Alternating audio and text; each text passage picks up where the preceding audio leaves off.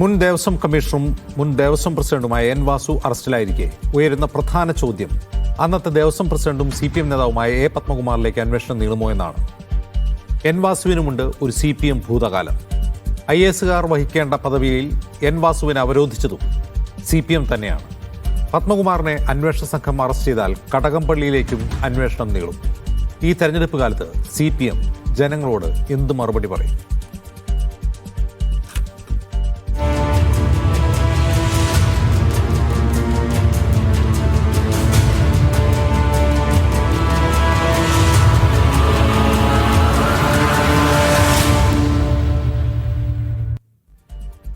അതിഥികളായി കോൺഗ്രസ് വക്താവ് VR Anoop, CPM വക്താവ് A സമ്പത്ത്, ഹിന്ദു ഐക്യവേദി പ്രതിനിധി അനിൽ വിളയിൽ എന്നിവർ. ആദ്യമേ സമ്പത്തിലേക്ക്. സമ്പത്ത്, എൻ വാസു അറസ്റ്റിലായതോടുകൂടി CPMന് രാഷ്ട്രീയമായി കാര്യത്തിൽ ഒരു മറുപടി പറയേണ്ടതുണ്ട്. കാരണം എൻ വാസുവിന് ഒരു CPM ഭൂതകാലമുണ്ട്. അദ്ദേഹത്തെ ആ സ്ഥാനത്ത് അവരോധിച്ചതും പിന്നീട് പ്രസിഡന്റാക്കിയതും പാർട്ടി തന്നെയാണ്. ഇനി ഈ പ്രതിപട്ടികയിലുള്ളത് ദേവസ്വം ബോർഡ് അംഗങ്ങളാണ്. അംഗങ്ങൾ എന്ന് പറഞ്ഞാൽ അതിൽ പത്മകുമാർ, പ്രസിഡന്റ് പത്മകുമാറും ഉൾപ്പെടും. പത്മകുമാറിനെ കൂടി ചോദ്യം ചെയ്യേണ്ടി വന്നാൽ ഇക്കാര്യത്തിൽ ഒരു രാഷ്ട്രീയ മറുപടി കേരളത്തിലെ ജനങ്ങൾ, പ്രത്യേകിച്ചും അയ്യപ്പ വിശ്വാസികൾ അർഹിക്കുന്നുണ്ട്. എന്തു പറയും നിങ്ങൾ?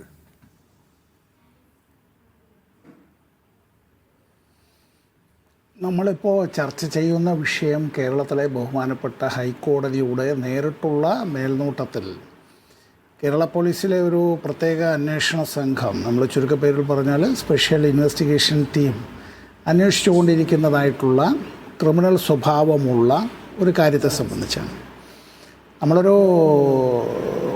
ഞാൻ ഒരു ചർച്ചയിലും ഞാനൊരു മീഡിയ ട്രയലിന് മുതിരുന്ന ഒരാളല്ല. ഞാനൊരു ആരോപണ പ്രത്യാരോപണത്തിനും അങ്ങനെയല്ല. നമ്മൾ ഏതെങ്കിലും ഒരു മീഡിയ അല്ലെങ്കിൽ ഒരു മീഡിയ ചർച്ചയാണോ ദേവസ്വം ബോർഡ് അംഗങ്ങളെയോ ദേവസ്വം ബോർഡ് പ്രസിഡന്റിനെയോ തീരുമാനിക്കുന്നത്? നിങ്ങളുടെ പാർട്ടിയാണ്. മാധ്യമ ചർച്ചയല്ല, നിങ്ങളുടെ ദേവസ്വം ബോർഡിന്റെ ദൈനംദിന പാർട്ടിയാണ് തീരുമാനിക്കുന്നത്. അതുകൊണ്ടാണ് പാർട്ടി എന്ത് മറുപടി പറയുമെന്ന് ഞാൻ ചോദിച്ചത്. ഒറ്റ കാര്യം അജിംസെ, ഞാൻ പറഞ്ഞതിൽ പാർട്ടി എന്നല്ല, LDFോ UDFോ അല്ലെ ഏത് ഗവൺമെൻറ്റോ ആകട്ടെ, കേരളത്തിൽ അജിംസിന് ഈ തിരുവിതാംകൂർ ദേവസ്വം ബോർഡുമായി ബന്ധപ്പെട്ട ആക്ടിനെ സംബന്ധിച്ച് കൂടുതൽ പഠിച്ചാൽ നന്നായിരിക്കും എന്നുള്ളത് കൊണ്ട് ഞാൻ പറഞ്ഞതാണ്.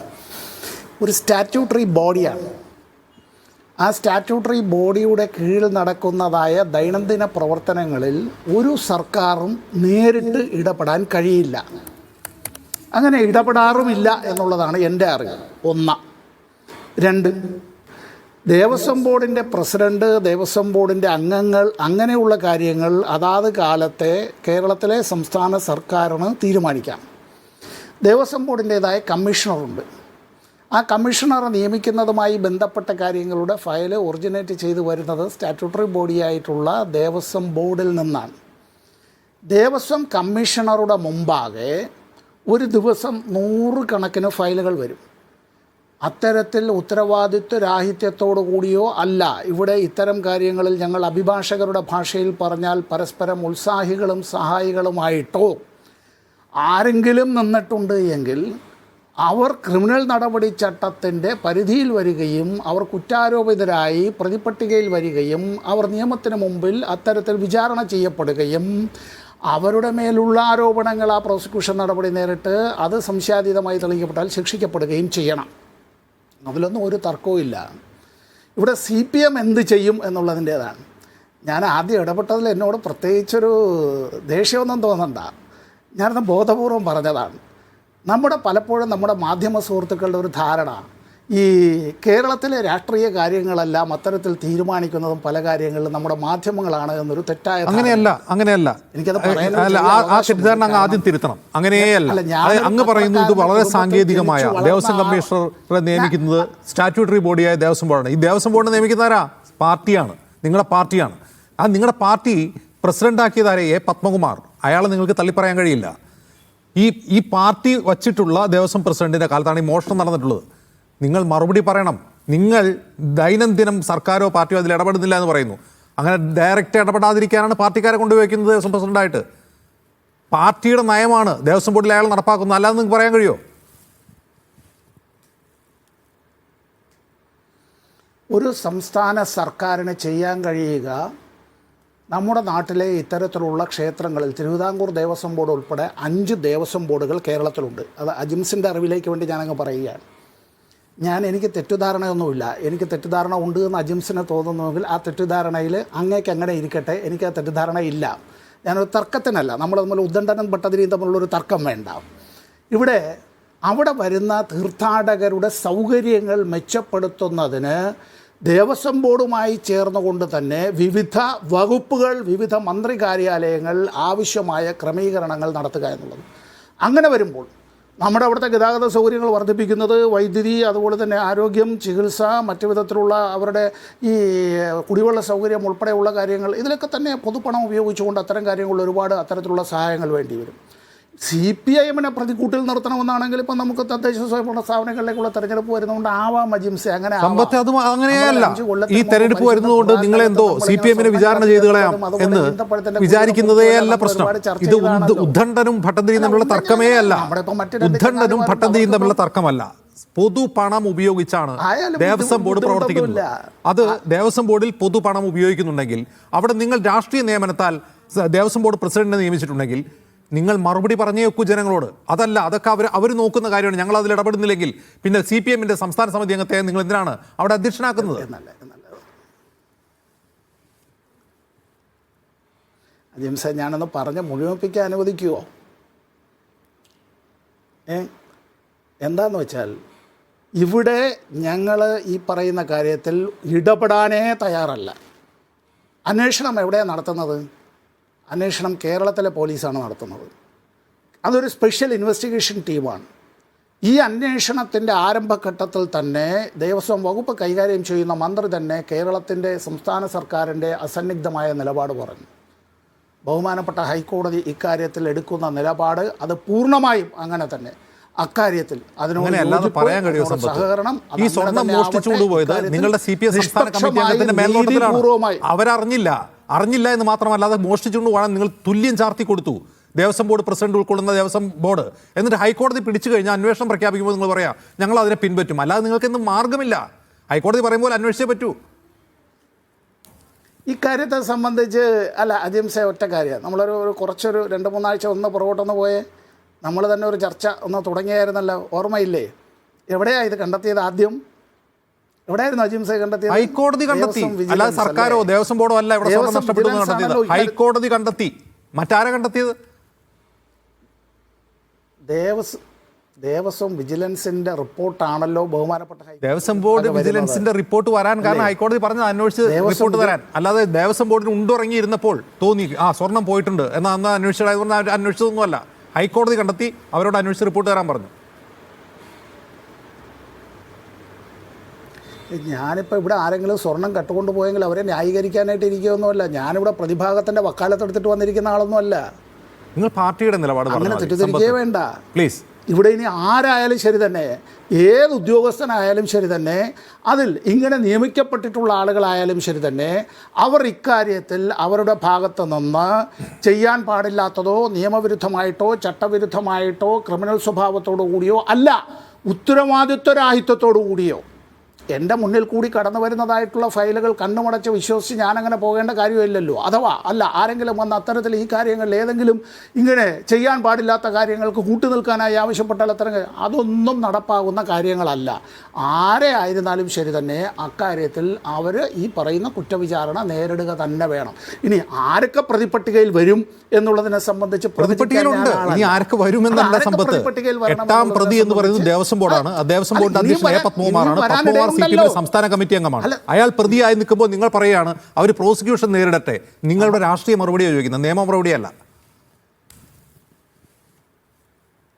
നമ്മളിപ്പോൾ പത്മകുമാറിൽ മാത്രമായി നിർത്തണ്ട ജിംസെ. പത്മകുമാറിൽ നിന്നല്ലല്ലോ ദേവസ്വം ബോർഡിൻ്റെ തുടക്കം. ഞാൻ പറഞ്ഞ കാര്യം മനസ്സിലായിട്ടുണ്ടല്ലോ. കടകംപള്ളിയിലേക്കും വേണമെന്നാണോ താങ്കൾ ആവശ്യപ്പെടുന്നത്? മുന്നേയും വന്നിട്ടുണ്ടല്ലോ. അന്നത്തെ ദേവസ്വം മന്ത്രി കടകംപള്ളി സുരേന്ദ്രനെ പ്രതി ചേർക്കണമെന്നാണോ താങ്കളുടെ ആവശ്യം? കടകംപള്ളി അതൊന്ന് ചോദിച്ചത് എന്തായാലും നന്നായി. കാരണം എന്താണെന്നറിയാം, ഞാനത് പറയില്ലായിരുന്നു. ഈ ചിത്രം ഒന്ന് നോക്കിയേ, ഈ വീഡിയോ ഒന്ന് വേണമെങ്കിൽ ഞാൻ പ്ലേ ചെയ്ത് തരാം, അധികം സമയമൊന്നുമില്ല. ഒരു മുൻമന്ത്രി ഇന്നിപ്പോൾ കോൺഗ്രസിൻ്റെ ഒരു പ്രകടനത്തിൻ്റെ മുൻനിരയിൽ നിന്ന് നയിക്കുന്നുണ്ട്. ഞാൻ ആ ചങ്ങാതിയുടെ പേര് പറയണോ? ഞാനിതൊന്നും പറയില്ലായിരുന്നു, വെറുതെ എന്നെ കൊണ്ട് പറയിപ്പിക്കുക. അല്ല പറഞ്ഞോളൂ, ശിവകുമാറാണ് കാണുന്നത്. ശിവകുമാർ എന്ത് ചെയ്തു എന്നാണ് പറഞ്ഞോ, ആരോപിച്ചോളൂ. അതിൻ്റെതായിട്ടുള്ള അന്വേഷണം അങ്ങ് പോട്ടെ. ഓക്കെ, ഈ ചർച്ചയിൽ പങ്കെടുക്കാത്ത ഒരാളിനെ കുറിച്ച് ഞാൻ എന്തിനാ ഒരു ആരോപണം? എന്നാൽ പിന്നെ ഇതിന് മറുപടി പറയൂ. നിങ്ങളുടെ CPM സംസ്ഥാന കമ്മിറ്റി അംഗം അധ്യക്ഷനായ ദേവസ്വം ബോർഡ് 8ാം പ്രതിയാണ് ഈ കേസിൽ. പത്മകുമാർ ഇതിൽ 8ാം പ്രതിയിൽ പെടും എങ്കിൽ നിങ്ങളുടെ രാഷ്ട്രീയ മറുപടി എന്നാണ് CPMന്റെ? അല്ല, ഈ പത്മകുമാർ CPMന്റെ സംസ്ഥാന കമ്മിറ്റി അംഗമായിരുന്നോ? അദ്ദേഹം MLA ആയിരുന്നു, ജില്ലാ കമ്മിറ്റി അംഗമായിരുന്നു. അല്ല, നേരത്തെ ഞാൻ ഇതാ പറഞ്ഞത്, നിങ്ങൾ ദയവ് ചെയ്ത് മാധ്യമ പ്രവർത്തകർ ഈ CPMന്റെ സംസ്ഥാന പത്മകുമാറിന് പിന്നെ വേറെ എന്തോ ഒരു മെറിറ്റിന്റെ അടിസ്ഥാനത്തിൽ നിങ്ങൾ ദേവസ്വം അധ്യക്ഷനാക്കിയതാണോ സമ്പത്ത്? നിങ്ങൾ എന്തായി പറയുന്നത്? ഇതിൽ ആരാണ് ഇപ്പോൾ ഉദ്ദണ്ഡൻ? ഉദ്ദണ്ഡനും ഭട്ടതിരിയും പറഞ്ഞു അങ്ങ്. ആരാണ് ഉദ്ദണ്ഡൻ? അദ്ദേഹത്തെ വെറുതെ പിടിച്ചാക്കിയതാണ്. അദ്ദേഹത്തിന് എന്തോ മെറിറ്റോ ആരെന്ന് നിങ്ങൾ ആക്കിയതാണോ? അയാൾ CPM-കാരനായതാണ് നിങ്ങൾ പ്രസിഡന്റ് ആക്കിയത്. ഒരു വ്യക്തിയെ നമ്മൾ അത്തരത്തിലുള്ള ഒരു ചുമതല ഏൽപ്പിക്കുന്നത് അത് നന്നായി കൃത്യമായി ഉത്തരവാദിത്വത്തോടുകൂടി ചെയ്യും എന്നുള്ള വിശ്വാസത്തിലാണ്. ആ വിശ്വാസരാഹിത്യം അങ്ങനെ ആരെങ്കിലും അത്തരത്തിൽ ചെയ്യാൻ പാടില്ലാത്തത് ചെയ്തിട്ടുണ്ട് എങ്കിൽ അത്തരം കാര്യങ്ങളിൽ ഉപ്പ് തിന്നവൻ വെള്ളം കുടിക്കുക തന്നെ വേണം. ഒരാൾ ഏതെങ്കിലും കൊടിയ ക്രിമിനൽ കുറ്റം ചെയ്യുന്ന ഒരാൾ, ഞാൻ ഒറ്റ സെക്കൻഡ് കൊണ്ട് അങ്ങ് നിർത്തുകയാണ്. കൊടിയ ക്രിമിനൽ കുറ്റം ചെയ്യുന്ന ഒരാൾ ജനിച്ചു, അങ്ങനെ ഒരാൾ വളർന്നു എന്നുള്ളത് കൊണ്ട് അയാളുടെ മാതാവും പിതാവുമെല്ലാം ഈ കുറ്റകൃത്യത്തിൽ ഭാഗമാക്കാവൂ? അങ്ങനെ അന്വേഷണം കഴിയുന്നവരെ അയാളെ രാഷ്ട്രീയ പ്രവർത്തനവുമായി ബന്ധപ്പെട്ടുള്ള അതുവരെയുള്ള പ്രവർത്തനങ്ങൾ കാര്യത്തിൽ നമുക്ക് ചെയ്യാൻ പറ്റില്ല. നിങ്ങൾ പാർട്ടി നൽകിയിട്ടുള്ള സ്ഥാനങ്ങളിൽ നിന്ന് മാറ്റി നിർത്തുമോ സമ്പത്ത്? അതാണല്ലോ രാഷ്ട്രീയ മറുപടി. ഇപ്പൊ എന്തൊക്കെ ചുമതലയാണ് അദ്ദേഹം നിർവഹിക്കുന്നതെന്ന് പറഞ്ഞാൽ അദ്ദേഹം എന്താണ്? CPM-കാരനാണ്. അയാൾക്ക് എന്തെങ്കിലും ചുമതല മാറ്റി നിർത്തുമോ, അല്ലെങ്കിൽ സസ്പെൻഡ് ചെയ്യോ? പാർട്ടിയുടെ പ്രാഥമിക അംഗത്വത്തിൽ സസ്പെൻഡ് ചെയ്യോ? നിങ്ങൾ അന്വേഷണം കഴിഞ്ഞ് നിരപരാധിത്വം തെളിയിച്ചിട്ട് വാ എന്നിട്ട് എടുക്കാമെന്ന് പറയുന്നത് അജിംസാണ് പറഞ്ഞത്. അതാത് കാലത്ത് ഇതിനൊന്നും നമ്മൾ ഈ മുൻകൂട്ടിയുള്ള ഒരു ഹൈപ്പോത്തറ്റിക്കൽ സിറ്റുവേഷൻ എടുത്തുകൊണ്ടല്ല ഇത്തരം കാര്യങ്ങൾ ചെയ്യുക. മുൻകൂട്ടി അയാൾ പ്രതിയാണ്. ആളെ സംബന്ധിച്ച് 8ാം പ്രതി ദേവസ്വം ബോർഡാണ്. അന്നത്തെ ദേവസ്വം ബോർഡാണ് 8ാം പ്രതി. അത് ചെമ്പാണ്, അഴിച്ചുകൊണ്ടുപോകുന്ന ചെമ്പാണ് എന്ന് ഓർഡറിൽ ഒപ്പിട്ട് മിനിറ്റ്സിൽ രേഖപ്പെടുത്തി ഒപ്പിട്ട് കൊടുത്തത് ആ ദേവസ്വം ബോർഡാണ്, അദ്ദേഹത്തിന്റെ അധ്യക്ഷതയിലാണ്. ഇതേ തിരുവാഭരണം കമ്മീഷണർ നേരിട്ട് ദേവസ്വം ബോർഡിലേക്ക് പോകേണ്ടതായിട്ടുള്ള അത്തരം കാര്യത്തിൻ്റേത് ഒപ്പിട്ട് വരുന്നതായിട്ടുള്ള കാര്യങ്ങൾ ഞാനിപ്പോൾ നേരത്തെ പറഞ്ഞാൽ ഞാൻ ഇനി വേറെ എന്തെങ്കിലും കൂടുതൽ ഞാനത് പറയുകയാണെന്നൊന്നും അജിംസ് ഒന്നും തെറ്റിദ്ധരിക്കരുത്. മറ്റു രണ്ട് ചങ്ങാതിമാർക്കുള്ള സമയം ഞാൻ അപഹരിക്കുകയൊന്നുമല്ല. അവിടെ ഈ ഫയൽ മൂവ്മെൻറ്റുമായി ബന്ധപ്പെട്ട് അതിൻ്റേതായിട്ടുള്ള അതിൻ്റെ ഒരു അത്തരത്തിലുള്ള ചില ചിട്ടവട്ടങ്ങളുണ്ട്. അത് ലംഘിച്ചുകൊണ്ട് ഇത്തരത്തിൽ വന്നിട്ടുള്ളതിനകത്ത് ഏതെങ്കിലും ദേവസ്വം ബോർഡ് പ്രസിഡൻറ്റോ അല്ല ബോർഡോ അതിൽ അമിത ഉത്സാഹം കാണിക്കുകയോ അല്ല അവർ കാണിക്കേണ്ടതായ ജാഗ്രത കാണിക്കാതിരിക്കുകയോ ചെയ്തിട്ടുണ്ട് എങ്കിൽ അത്തരം കാര്യങ്ങളെല്ലാം അവർ ലയബിൾ തന്നെയാണ്. ഈ കാലത്തെ മന്ത്രി ഓഫീസിൽ ആ പ്രതികൾക്കെതിരെ നടപടി സ്വീകരിക്കുമെന്നുള്ളതാണ് എൻ്റെ ചോദ്യം. നിങ്ങളൊരു പാർട്ടിയാണ്, നിങ്ങൾ പാർട്ടി പ്രാതിനിധ്യം കൊണ്ടാണ് അയാളെ അധ്യക്ഷനാക്കിയത്. അയാൾ ഇപ്പോൾ പ്രതിയാണ്, അയാൾ അന്വേഷണം നേരിടുകയാണ്, അയാൾക്ക് നോട്ടീസ് കൊടുത്തിട്ടുണ്ട്. ആ നോട്ടീസ് കൊടുക്കുന്ന വേളയിൽ നിങ്ങൾ കുറച്ച് മാറി നിൽക്കൂ, നിങ്ങൾ നിരപരാധിത്വം തെളിയിച്ചിട്ട് വരൂ എന്ന് പറയുമോ? കാരണം അയാൾ ഈ അന്വേഷിക്കുന്ന അധികാരമുള്ള പാർട്ടിയുടെ കൂടെയാണ്, അയാൾ ഈ സർക്കാരിൻ്റെ ആളാണ്. നിങ്ങൾ മാറി നിൽക്കൂ, ഞങ്ങളുടെ അധികാരത്തിൻ്റെ സംരക്ഷണം നിങ്ങൾക്ക് തൽക്കാലമില്ല എന്ന് പറയാനുള്ള ആർജവമുണ്ടോ CPM-ന്? CPM ഇവിടെ അധികാരത്തിൻ്റെ സംരക്ഷണം ഒരു പ്രതികൾക്ക് നൽകുന്നില്ല, നൽകാൻ തയ്യാറുമല്ല. പച്ച മലയാളത്തിലാണ് പറഞ്ഞത്. അവരാരെങ്കിലും CPM-വുമായി ബന്ധമുണ്ടായിരുന്നു, അല്ല ഇപ്പോഴും CPM-ൻ്റെ അംഗമാണ് എന്നുള്ളത് കൊണ്ട് ഇതുമായി ബന്ധപ്പെട്ടുള്ള പ്രതിപട്ടികയിൽ വരികയും അത്തരം കാര്യങ്ങൾ ഒരാൾക്കും ഒരു വിധത്തിലുള്ള ഇവിടെ പാർട്ടിയുടെയോ അല്ല സർക്കാരിൻ്റെയോ ഒരു സംരക്ഷണവും ഉണ്ടാവില്ല. ഓക്കെ, അങ്ങനെ ഉണ്ടാവും എന്ന് ഞങ്ങളുടെ രാഷ്ട്രീയ എതിരാളികൾ വ്യാമോഹിക്കുകയും വേണ്ട. ശരി, VR അനൂപ്, ഞാനും സമ്പത്തും തമ്മിലുള്ള ഈ വെർബാറ്റം ഒരു ഉദ്ദണ്ഡൻ ഭട്ടതിരി സംവാദത്തിലേക്ക് മാറിയോ? എങ്കിൽ ഇതിൽ ആരാണ് ഉദ്ദണ്ഡൻ, ആരാണ് ഭട്ടതിരി?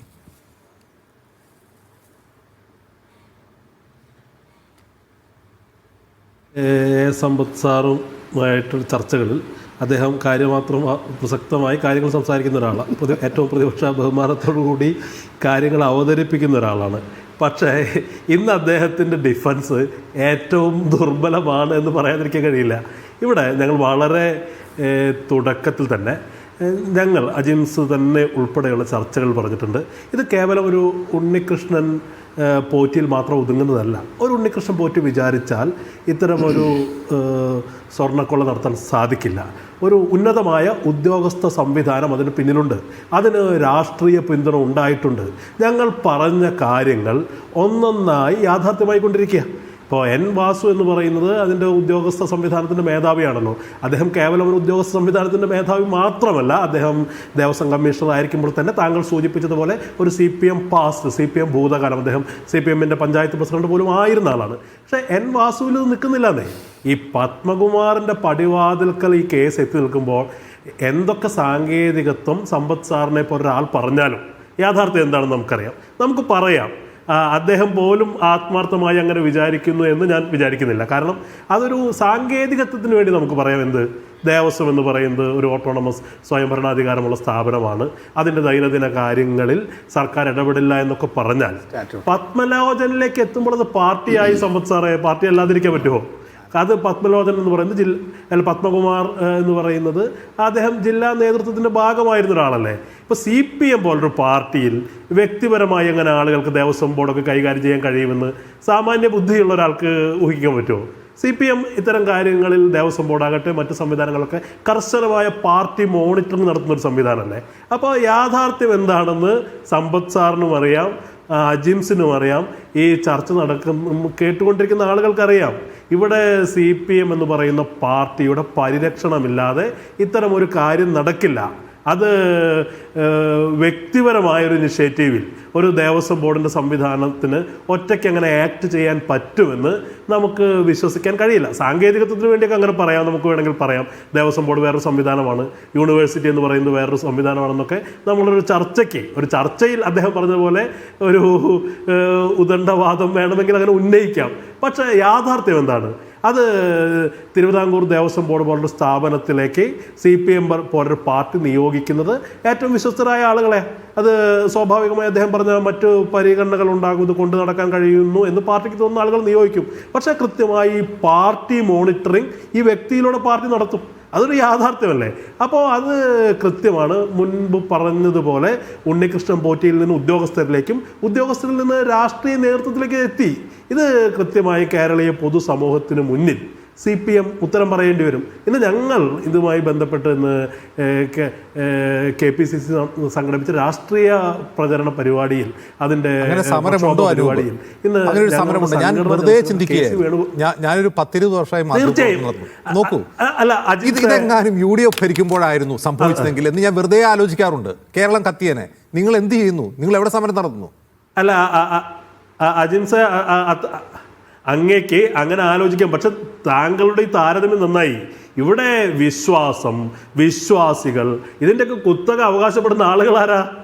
സംഘപരിവാർ ഈ വിഷയത്തിൽ ഉയർത്തുന്ന നിശബ്ദത എന്ന് പറയുന്നത് നമുക്ക് ആലോചിക്കേണ്ടതല്ലേ. ഇന്ന് ഞാൻ ഞങ്ങളുടെ പരിപാടി, അവരുടെ നിശബ്ദതയിൽ മുങ്ങിപ്പോവാണ്. ഒരിക്കലുമല്ല. ഇതിനകത്ത് ഒരിക്കലുമല്ല. ഞങ്ങളുടെ ഉന്നത നേതാക്കന്മാർ, മുൻ KPCC പ്രസിഡന്റ്, പ്രതിപക്ഷ നേതാവ്, മുൻ KPCC പ്രസിഡന്റുമാർ ഉൾപ്പെടെ ഇന്ന് കേരളത്തിലുള്ള ഏറ്റവും സീനിയറായ കേരള ഹൈക്കമാൻഡിന്റെ പ്രതിനിധി എന്ന് പറയാവുന്ന KC വേണുഗോപാൽ അടക്കമുള്ള ആളുകൾ സമരരംഗത്തുണ്ട്. അവിടെ സംഘപരിവാറിനെ നോക്കുമ്പോൾ ആരാ? സമരം ചെയ്തോ എന്ന് ചോദിച്ചാൽ ഏതാനും ചില പ്രാദേശികമായ ചില പ്രകടനങ്ങളൊക്കെ നടന്നു എന്നതിനപ്പുറമായി ഗൗരവമായി എന്തുകൊണ്ട് സംഘപരിവാർ ടേക്കപ്പ് ചെയ്യുന്നില്ല? ഇത് കൃത്യമാണ്. ഇന്ന് ഞങ്ങളുടെ സമരം ചെയ്യേണ്ടി വന്നോ? യൂത്ത് കോൺഗ്രസ് അധ്യക്ഷൻ, പുതിയ അധ്യക്ഷനൊക്കെ വന്നിട്ട് സമരം ചെയ്യാൻ കിട്ടുന്നില്ലേ?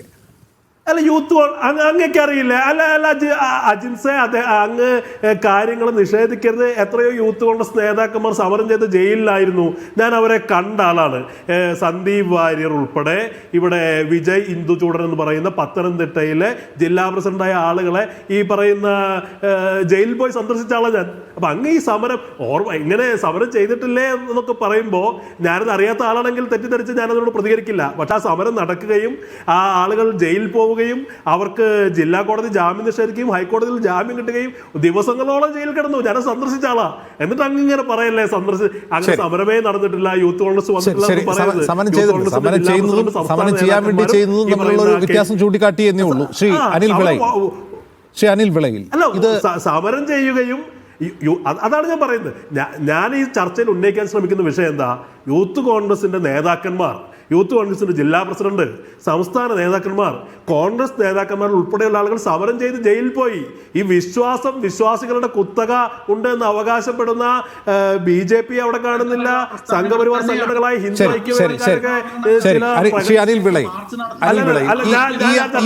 ഒരു രാഷ്ട്രീയമായ പ്രതിഷേധം, രാഷ്ട്രീയമായ സമ്മർദ്ദം. അതിനുശേഷം താങ്കൾ മിണ്ടാതിരിക്കെ. ഓക്കെ, അനിലിലേക്ക് വരാം. ഞാൻ അനിലിലേക്ക് പോയിട്ട് വരാം. ശ്രീ അനിൽ വിളയിൽ, ഒരു രാഷ്ട്രീയമായ പ്രതിഷേധം, രാഷ്ട്രീയമായ സമ്മർദ്ദം വിശ്വാസി സമൂഹത്തിൽ നിന്നോ പ്രതിപക്ഷ കക്ഷികളിൽ നിന്നോ സംഘപരിവാറിൽ നിന്നോ ഉണ്ടാകുന്നില്ല എന്നുള്ളത് യാഥാർത്ഥ്യമല്ല അനിൽ വിളയിൽ? അതുകൊണ്ട് അതൊക്കെ അദ്ദേഹത്തിന്റെ അല്ല, എന്താ അനു പറഞ്ഞോളൂ, പറഞ്ഞു അവസാനിപ്പിക്കും. കയ്യിലൊന്നും ഇരിക്കില്ല. ശരി, നിങ്ങൾ അനുവിനെന്തെങ്കിലും പറയാനുണ്ടോ? അനു പറഞ്ഞ അവസാനിപ്പിക്കും. ചർച്ചയിൽ അങ്ങ് ഇടപെടണം. ഞാൻ പറഞ്ഞ് അവസാനിപ്പിക്കാം.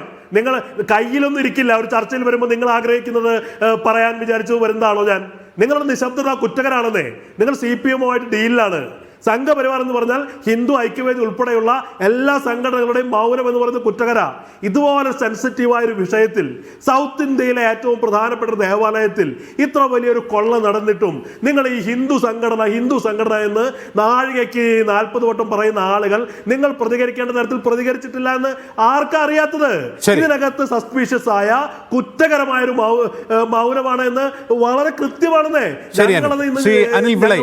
നേതൃത്വ സംഘടന പരസ്യമായി അനിൽ വിളയിൽ 2019 സുപ്രീം കോടതി വിധിയെ തുടർന്ന് കേരളം കണ്ട ഒരു പ്രക്ഷോഭം അയ്യപ്പന്റെ സ്വർണം മോഷ്ടിച്ചതിൽ ഉണ്ടായിട്ടില്ല എന്നുള്ളത് യാഥാർത്ഥ്യമാണ്. നിലയ്ക്കൽ പ്രക്ഷോഭം പോലൊരു പ്രക്ഷോഭം കൂടെ ഉണ്ടായിട്ടില്ല. അയ്യപ്പന്റെ സ്വർണം കെട്ടാൽ അത്ര തീവ്രത കുറഞ്ഞ കുറ്റമായി സംഘപരിവാർ കാണുന്നുണ്ടോ? ഒരിക്കലുമില്ല. കോൺഗ്രസ് പ്രതിനിധിയുടെ, ഞാൻ നേരത്തെ സൂചിപ്പിച്ചു, കേട്ടോന്നറിയില്ല, കോൺഗ്രസ് പ്രതിനിധിയായ ശ്രീ VR അനൂപ്, അദ്ദേഹത്തിന്റെ കണ്ണും ചെവിയും ഏതെങ്കിലും നല്ല 2 ഡോക്ടർമാരെ കൊണ്ട് പരിശോധിപ്പിക്കേണ്ടതുണ്ട്. കാരണം അദ്ദേഹം ഇതൊന്നും ഈ ലോകത്തല്ലേ ജീവിക്കുന്നതെന്ന് നമുക്ക് തോന്നുന്നില്ല.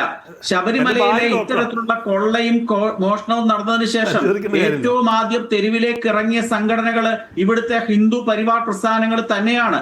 ആറന്മുളയിലെ തിരുവാഭരണം കമ്മീഷനുടെ ഓഫീസിലേക്ക് നടത്തിയ മാർച്ച് അദ്ദേഹം കണ്ടിട്ടുമില്ല, കേട്ടിട്ടുമില്ല. തിരുവനന്തപുരത്ത് നന്ദൻകോട്ടെ ദേവസ്വം ബോർഡിന്റെ ആസ്ഥാനത്തേക്ക് ഹിന്ദു ഐക്യവേദി പ്രവർത്തകർ നടത്തിയ മാർച്ച് അദ്ദേഹം കണ്ടിട്ടില്ല. അതിനുശേഷം ഭാരതീയ ജനതാ പാർട്ടിയുടെ അധ്യക്ഷൻ രാജീവ് ചന്ദ്രശേഖരുടെ നേതൃത്വത്തില് നിയമസഭ വളഞ്ഞ് നടത്തിയ സമരവും അദ്ദേഹം കണ്ടിട്ടില്ല. അദ്ദേഹം കണ്ടത് ഒറ്റ കാര്യമേ ഉള്ളൂ, ഈ കോൺഗ്രസ് സംഭാവന ചെയ്ത ഏറ്റവും വലിയ ദേവസ്വം കള്ളനായിട്ടുള്ള VS ശിവകുമാർ, VS ജയകുമാർ എന്ന് പറയുന്ന ഏറ്റവും വലിയ കള്ളന്റെ സഹോദരൻ. CPM പ്രതിനിധിക്ക് ആ പേര് പറയാൻ മടിയായിരുന്നെങ്കിലും ഞാൻ തുറന്നു തന്നെ പറയാം. VS ശിവകുമാർ എന്ന് പറയുന്ന നേതാവിന്റെ നേതൃത്വത്തിൽ ഇന്ന് നടത്തിയ സമരത്തിനെ പറ്റിയൊക്കെ അദ്ദേഹം വാചാലനാവുകയാണ്. അതവിടെ നിൽക്കട്ടെ. നമ്മൾ ശ്രീ അജിംസ്, ഈ കേസിന്റെ നാൾവഴികൾ നമ്മളൊന്ന് പരിശോധിക്കുമ്പോൾ നമ്മൾ മനസ്സിലാക്കേണ്ട ഒരു കാര്യം, ഈ കേസിന്റെ ചാർജ് ഇന്ന് റിമാൻഡ് റിപ്പോർട്ട് താങ്കളുടെ കയ്യിൽ ഉണ്ടെങ്കിൽ ഈ ശബരിമലയിൽ യാതൊരു മോഷണവും നടന്നിട്ടില്ല, യാതൊരു കൊള്ളയും നടന്നിട്ടില്ല. വാസുവിന്റെ റിമാൻഡ് റിപ്പോർട്ടിനകത്ത് എവിടെയെങ്കിലും മോഷണത്തിന്റെ ഒഫൻസ് ആയ 379 ഇട്ടിട്ടുണ്ടോ? എവിടെയെങ്കിലും റോബറിയുടെ ഒഫൻസ് ആയ 392 ഇട്ടിട്ടുണ്ടോ? എങ്ങും ഇട്ടിട്ടില്ല. എന്താണ് ഒഫൻസ് ഇട്ടിരിക്കുന്നത്? വിശ്വാസ വഞ്ചന, അല്ലെങ്കിൽ ക്രിമിനൽ ബ്രീച്ച് ഓഫ് ട്രസ്റ്റും criminal breach of trust by a public servant തുടങ്ങിയ ഒഫൻസുകൾ മാത്രമാണ് ഇട്ടിരിക്കുന്നത്.